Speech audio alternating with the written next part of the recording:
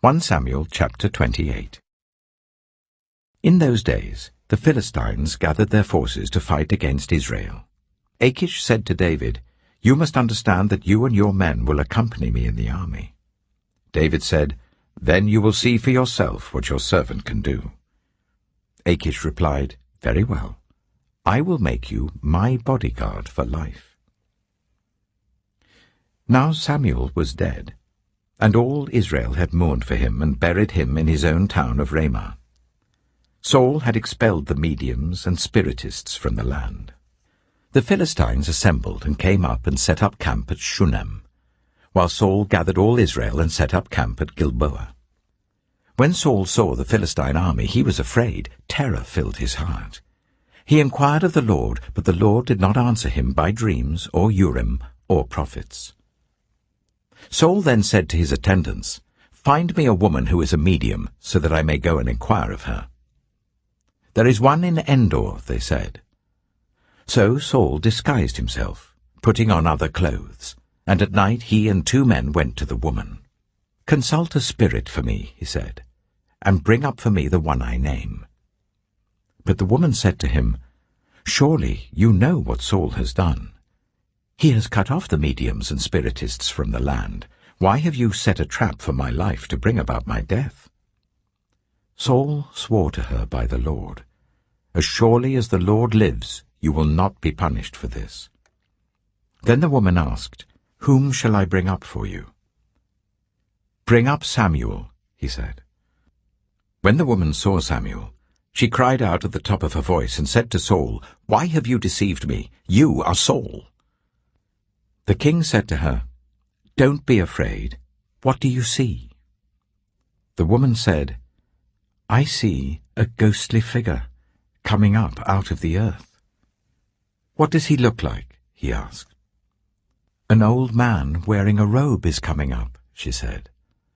Then Saul knew it was Samuel, and he bowed down and prostrated himself with his face to the ground. Samuel said to Saul, "Why have you disturbed me by bringing me up?" "I am in great distress," Saul said. "The Philistines are fighting against me, and God has departed from me. He no longer answers me either by prophets or by dreams.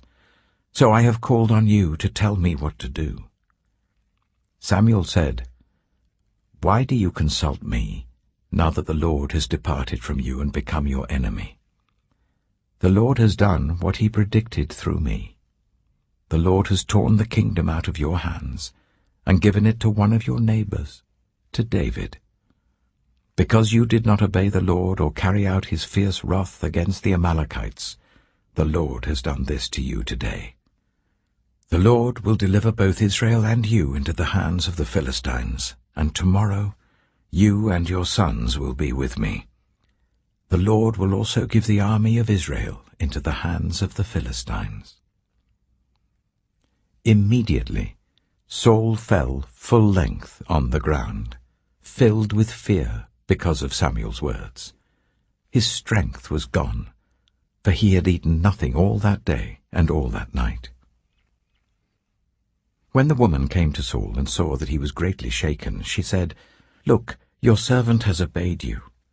I took my life in my hands and did what you told me to do. Now please listen to your servant, and let me give you some food, so that you may eat and have the strength to go on your way." He refused and said, "I will not eat." But his men joined with the woman in urging him, and he listened to them. He got up from the ground and sat on the couch. The woman had a fattened calf at the house, which she slaughtered at once.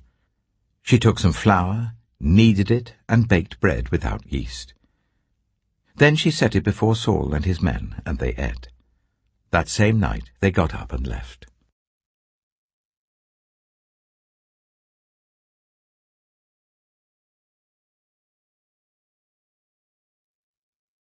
One Samuel chapter 29.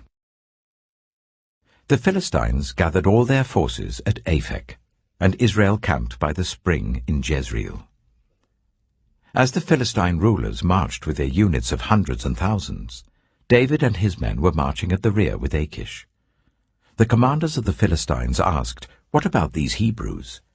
Achish replied, "Is this not David, who was an officer of Saul, king of Israel? He has already been with me for over a year, and from the day he left Saul until now, I have found no fault in him." But the Philistine commanders were angry with Achish and said, "Send the man back, that he may return to the place you assigned him. He must not go with us into battle, or he will turn against us during the fighting. How better could he regain his master's favor than by taking the heads of our own men? Isn't this the David they sang about in their dances? Saul has slain his thousands, and David his tens of thousands." So Achish called David and said to him, "As surely as the Lord lives, you have been reliable, and I would be pleased for you to serve with me in the army. From the day you came to me until today, I have found no fault in you, but the rulers don't approve of you. Now turn back and go in peace. Do nothing to displease the Philistine rulers." "But what have I done?" asked David. "What have you found against your servant from the day I came to you until now? Why can't I go and fight against the enemies of my lord the king?" Achish answered, "I know that you have been as pleasing in my eyes as an angel of God. Nevertheless the Philistine commanders have said, 'He must not go up with us into battle.' Now get up early, along with your master's servants who have come with you, and leave in the morning as soon as it is light."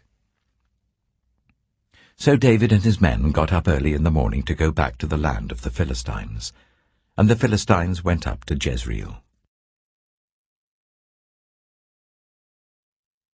1 Samuel chapter 30. David and his men reached Ziklag on the third day. Now the Amalekites had raided the Negev and Ziklag. They had attacked Ziklag and burned it, and had taken captive the women and everyone else in it, both young and old. They killed none of them, but carried them off as they went on their way. When David and his men reached Ziklag, they found it destroyed by fire, and their wives and sons and daughters taken captive. So David and his men wept aloud until they had no strength left to weep. David's 2 wives had been captured, Ahinoam of Jezreel and Abigail the widow of Nabal of Carmel. David was greatly distressed because the men were talking of stoning him. Each one was bitter in spirit because of his sons and daughters. But David found strength in the Lord his God. Then David said to Abiathar the priest, the son of Ahimelech, "Bring me the ephod." Abiathar brought it to him, and David inquired of the Lord, "Shall I pursue this raiding party? Will I overtake them?" "Pursue them," he answered. "You will certainly overtake them and succeed in the rescue." David and 600 men with him came to the Bezor valley, where some stayed behind. 200 of them were too exhausted to cross the valley, but David and the other 400 continued the pursuit. They found an Egyptian in a field and brought him to David. They gave him water to drink and food to eat, part of a cake of pressed figs and 2 cakes of raisins. He ate and was revived, for he had not eaten any food or drunk any water for 3 days and 3 nights. David asked him, "Who do you belong to? Where do you come from?" He said, "I am an Egyptian, the slave of an Amalekite. My master abandoned me when I became ill 3 days ago. We raided the Negev of the Kirithites, some territory belonging to Judah, and the Negev of Caleb, and we burned Ziklag." David asked him, "Can you lead me down to this raiding party?" He said, "Swear to me before God that you will not kill me or hand me over to my master, and I will take you down to them." He led David down, and there they were, scattered over the countryside, eating, drinking, and reveling because of the great amount of plunder they had taken from the land of the Philistines and from Judah. David fought them from dusk until the evening of the next day, and none of them got away, except 400 young men who rode off on camels and fled. David recovered everything the Amalekites had taken, including his 2 wives. Nothing was missing. Young or old, boy or girl, plunder or anything else they had taken, David brought everything back. He took all the flocks and herds, and his men drove them ahead of the other livestock, saying, "This is David's plunder." Then David came to the 200 men who had been too exhausted to follow him, and who were left behind at the Besor valley. They came out to meet David and the men with him. As David and his men approached, he asked them how they were.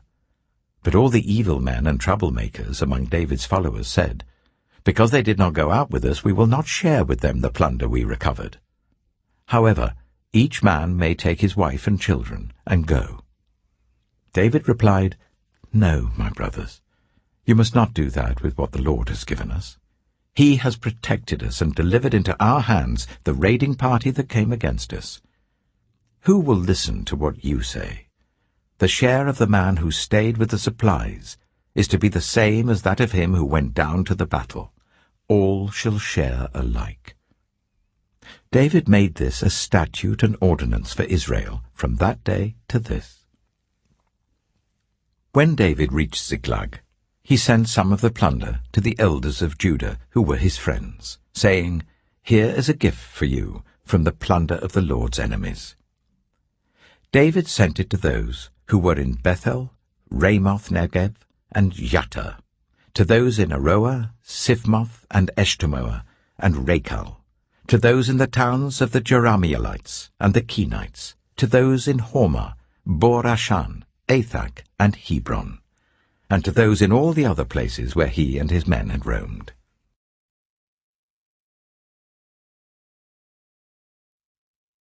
1 Samuel chapter 31. Now the Philistines fought against Israel. The Israelites fled before them, and many fell dead on Mount Gilboa. The Philistines were in hot pursuit of Saul and his sons, and they killed his sons Jonathan, Abinadab, and Malchishua. The fighting grew fierce around Saul, and when the archers overtook him, they wounded him critically. Saul said to his armor-bearer, "Draw your sword and run me through, or these uncircumcised fellows will come and run me through and abuse me." But the armor-bearer was terrified and would not do it. So Saul took his own sword and fell on it. When the armor-bearer saw that Saul was dead, he too fell on his sword and died with him. So Saul and his 3 sons and his armor-bearer and all his men died together that same day. When the Israelites along the valley and those across the Jordan saw that the Israelite army had fled, and that Saul and his sons had died, they abandoned their towns and fled.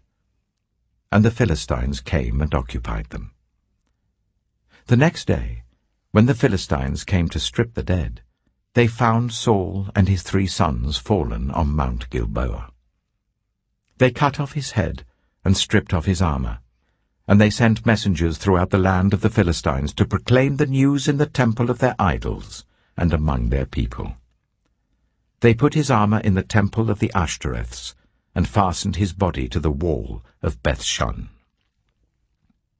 When the people of Jabesh-Gilead heard what the Philistines had done to Saul, all their valiant men marched through the night to Beth-shan. They took down the bodies of Saul and his sons from the wall of Beth-shan and went to Jabesh, where they burned them. Then they took their bones and buried them under a tamarisk tree at Jabesh, and they fasted 7 days.